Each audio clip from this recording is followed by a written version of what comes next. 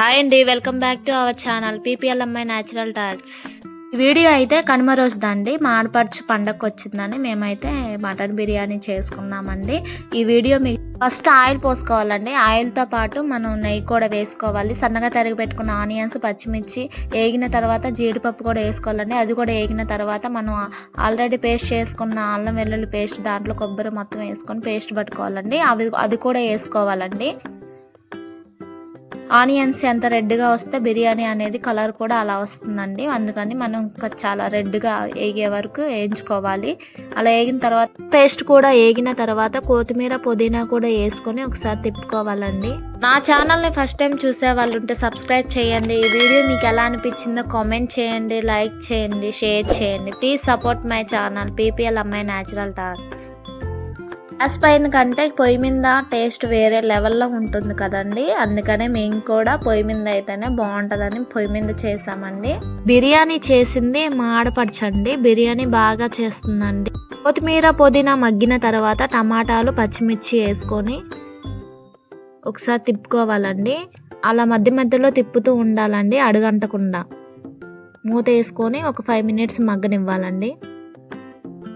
తర్వాత మటన్ని ఆల్రెడీ శుభ్రం చేసుకొని ఉప్పు, పసుపు వేసుకొని బాయిల్ చేసుకోవాలండి. ఆ బాయిల్ చేసుకున్న ముక్కల్ని మనం ఇప్పుడు వేసుకోవాలండి. మళ్ళీ ఒకసారి తిప్పుకోవాలండి, అడుగంటకుండా మధ్య మధ్యలో తిప్పుతూ ఉండాలి. మటన్ కాబట్టి ముక్కలు బాగా వేగాలండి. టైం పడుతుందండి కొంచెం. ముక్కల్లోంచి అలా ఆయిల్ అనేది బయటికి రావాలండి. మధ్య మధ్యలో మనం తిప్పుకుంటూ ఉండాలి, అడుగంటకుండా. మంట కూడా సన్నగా పెట్టుకోవాలండి, అడుగు పట్టకుండా మనం దగ్గరుండి చూసుకుంటూ ఉండాలి. అలా మధ్య మధ్యలో తిప్పుకుంటూ ఉండాలండి. ఇంకా వేగాలంటే కొంచెం టైం పడుతుందండి, ఎందుకంటే మటన్ కాబట్టి. అలా మధ్య మధ్యలో మనం తిప్పుకుంటూ ఉండాలి. అలా ఆయిల్ అనేది బయటికి వస్తే మనకి ముక్క వేగినట్టు అండి. దాంట్లోకి సరిపడంత సాల్ట్ వేసుకొని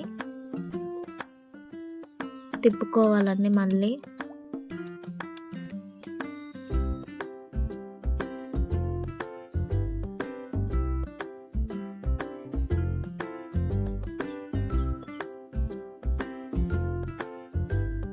తర్వాత మనకి సరిపడంత కారం కూడా వేసుకోవాలండి. మీ స్పైసీని బట్టి వేసుకోండి.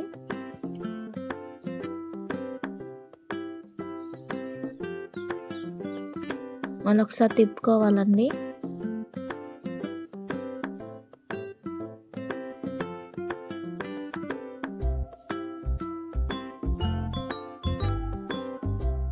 అలా ఆయిల్ అనేది బయటికి రావాలండి. ఒకసారి మూత పెట్టుకుని ఒక 5 minutes ఉన్న తర్వాత మనకి అది ఆయిల్ అనేది బయటకు వస్తుందండి. అప్పుడు మనం ఆల్రెడీ కడిగి పెట్టుకున్న బాస్మతి బియ్యాన్ని కూడా వేసుకొని మనం వేసుకున్నవన్నీ ఆ బియ్యానికి పట్టేలాగా ఒక 5 minutes అలా ఉంచాలి. తర్వాత మెజర్మెంట్ ఎలాగంటే ఒక గ్లాస్ బాస్మతి బియ్యానికి 1.5 గ్లాసులు వాటర్ పోసుకోవాలి. అలా మనం ఎన్ని గ్లాసులు పోసుకుంటే అన్ని గ్లాసులున్నర వాటర్ పోసుకోవాలి. 2 kgs బాస్మతి బియ్యానికి సరిపడా వాటర్ పోసుకొని చేసామండి మేమైతే. దాంట్లో సరిపడా సాల్ట్ వేసుకొని ఒకసారి చూసుకోండి. ఆడపడుచు మా కోసం ఎంతో ప్రేమతో చేసిన మటన్ దమ్ బిర్యానీ రెడీ అండి. టేస్ట్ మాత్రం చాలా బాగుందండి. ముక్క కూడా చాలా సాఫ్ట్గా ఉడికిందండి. మీరు ట్రై చేయండి, ఎలా వచ్చిందో కామెంట్ చేయండి.